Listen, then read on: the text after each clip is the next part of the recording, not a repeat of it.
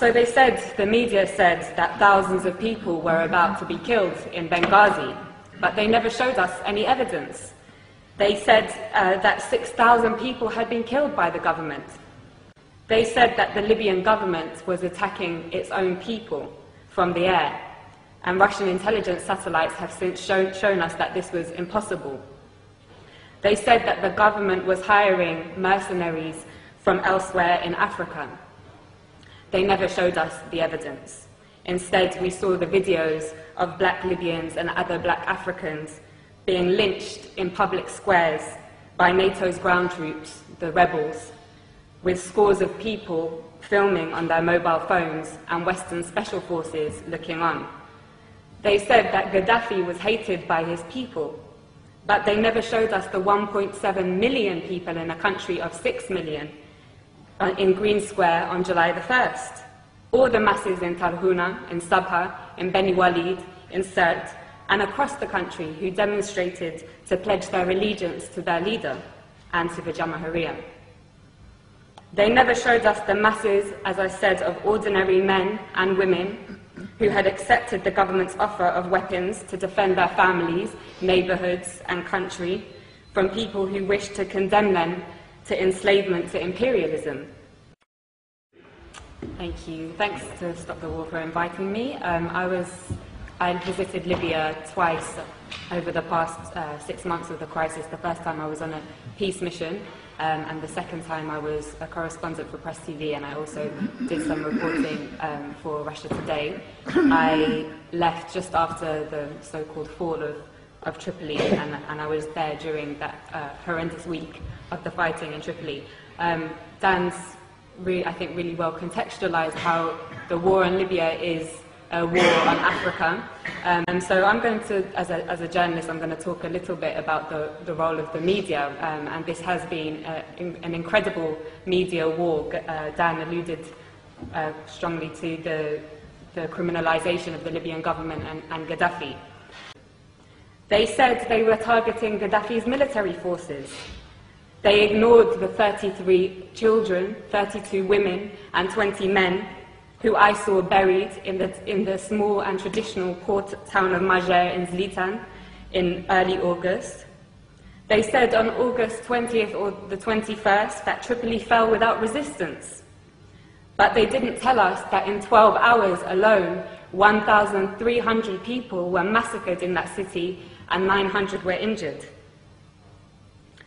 They said that Tripoli fell without resistance and that Saif al-Islam had been arrested and captured, and that Gaddafi's compound Bab al-Ziza was taken by the rebels.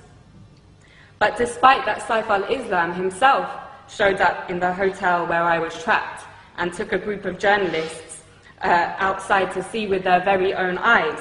They didn't show us the thousands of people filling Bab al-Ziza and the streets of Tripoli waving the green flag on the night of August the 22nd. They said that Tripoli fell without resistance.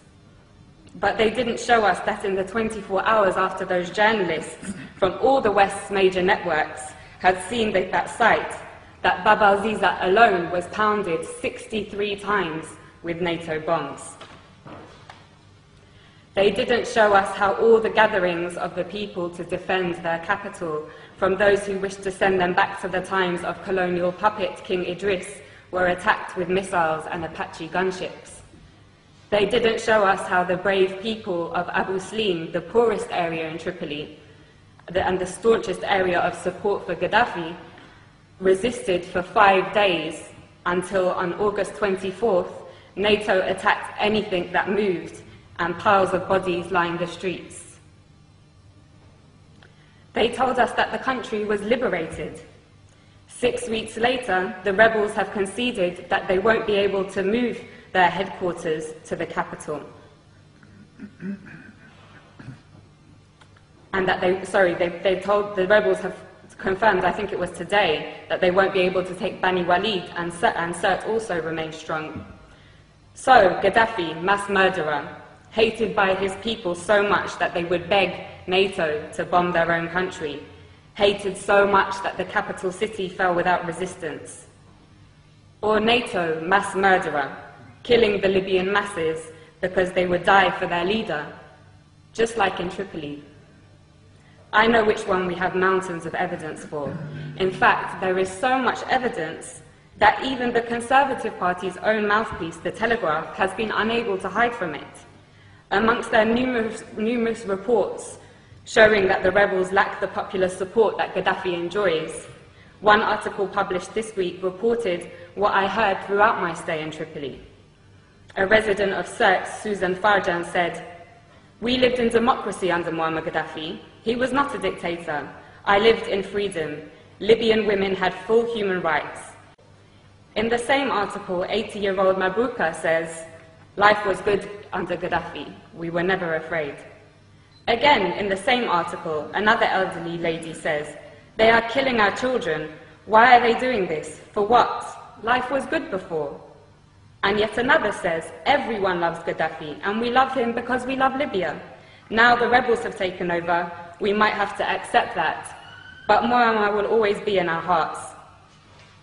The spectacular U-turn of Al Jazeera, from being a somewhat critical voice of imperialism's wars of aggression in Iraq, Afghanistan, and Palestine, to being an open facilitator of the same aggression against Libya, Syria, and even now the progressive nations of Latin America, was perhaps the greatest propaganda trick I have seen in my lifetime.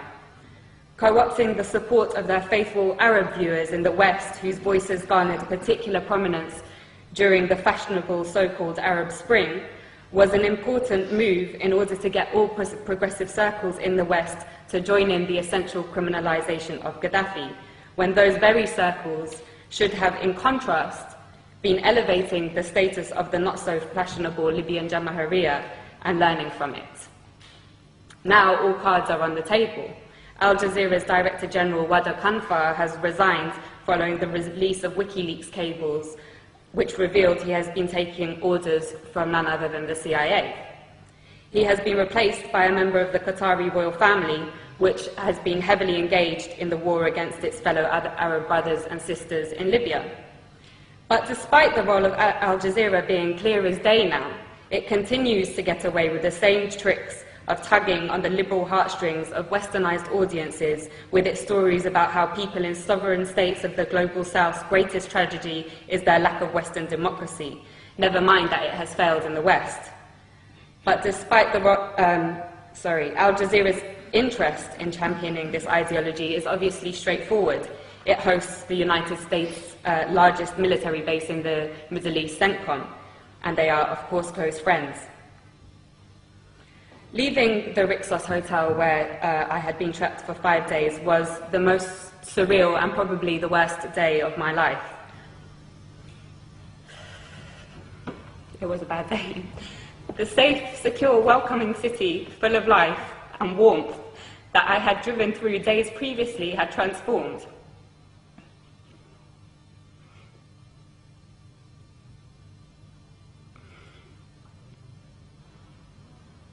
It lay in ruins, and you could not look in any direction without seeing guns or heavy weaponry. Many people had gone into hiding, been killed, and thousands of others had fled. And the people that I knew who remained, who had been the very people who had helped me to learn about the glorious recent history of Gaddafi's Libya, were inevitably traumatized and in a complete state of shock. Libya reached a point, as Dan said, of having the highest standard of living in Africa, a high level of literacy, universal healthcare, and free university education, a high status for women in society, and the greatest degree of equality for the large black population in the whole of North Africa and the Middle East. Those 40 years of revolutionary achievements have now been reversed. And for what? A year ago, after crippling wars in Iraq and Afghanistan, and with the growing economic crisis of the imperialist nations, it seemed a remote possibility that the West would have the capacity to embark on another costly and embarrassing war. It seemed that the hegemony of the West was rapidly on its way out. But as Gaddafi's close brother Hugo Chavez said in his recent letter to the United Nations General Assembly, "Right now there is a very serious threat to global peace," he said. "A new cycle of colonial wars which started in Libya with the sinister objective of refreshing the capitalist global system, end quote.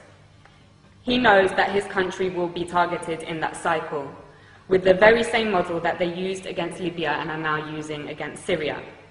In the absence of an effective anti-imperialist media that can challenge and preempt the tricks of imperialism through its global media, it is the role of all progressive people to champion the sovereign states of the global south, who, like Libya and Syria, are a thorn in the side of the West.